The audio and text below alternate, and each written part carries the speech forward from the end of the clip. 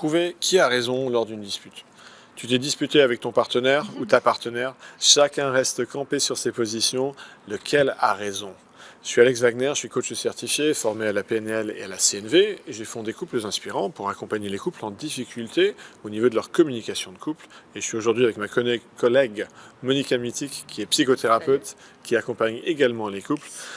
Monica, d'après toi, comment est-ce qu'on peut déterminer lequel des deux a raison dans une dispute de couple? Je vais dire quelque chose qui va peut-être choquer, pas plaire, ou sera incompréhensible, mais les deux ont raison.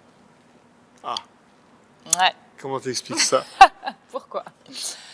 Parce que les deux sont dans une réalité subjective, se racontent une histoire, et dans cette histoire qu'ils se racontent, avec les éléments qu'ils voient, qu'ils perçoivent, ils ont totalement raison de leur propre point de vue. Et ça, c'est vraiment quelque chose qui est très compliqué à comprendre, mais je vous invite à vraiment méditer sur ce point-là.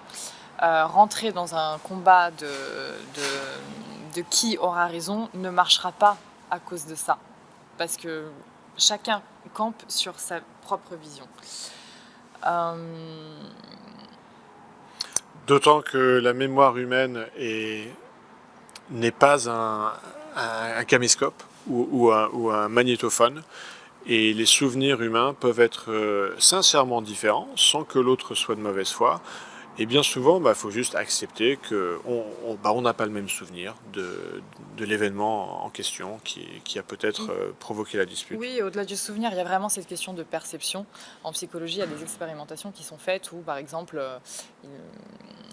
je sais pas, dans un match de basket, il y a 10 personnes qui assistent au match, il se passe des choses. Ouais. Ensuite, on interroge les 10 personnes sur comment s'est passé le match, qu'est-ce qu'elles ont vu, retenu, ressenti, etc. Et il y aura 10 situations totalement différentes, alors que c'était exactement le même événement.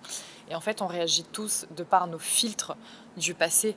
Et c'est ça qui détermine surtout sur quoi on va focaliser, de quoi on va se souvenir, comment on va percevoir les choses, etc.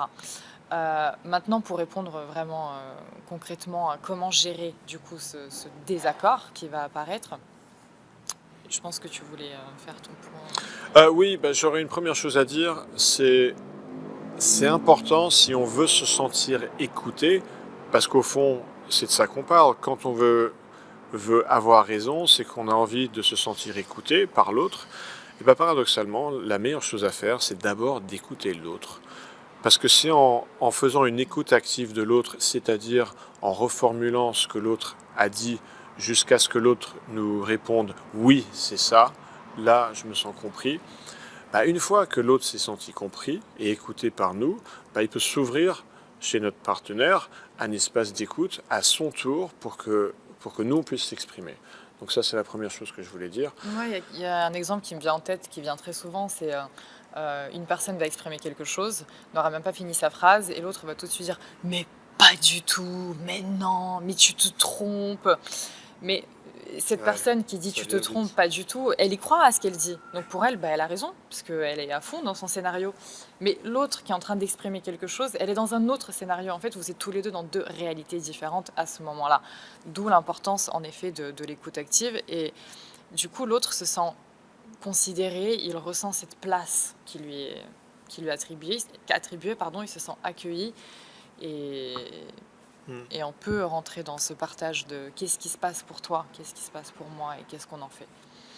Et j'aimerais terminer ce sujet avec l'intention qu'on va y mettre.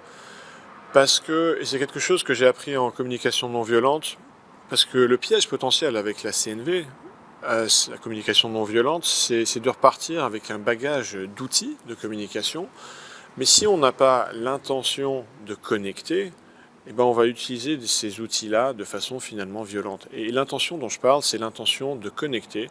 Donc par rapport à ce sujet, trouver qui a raison lors d'une dispute, je dirais que la question est mal posée. Parce que plutôt que de chercher à avoir raison, chercher à trouver qui a raison, l'intention devrait être, en priorité, d'abord de chercher à connecter, plutôt que de chercher à avoir raison.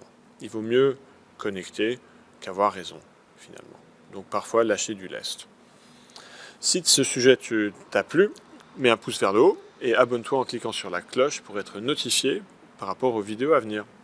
À bientôt. Au revoir. Bye.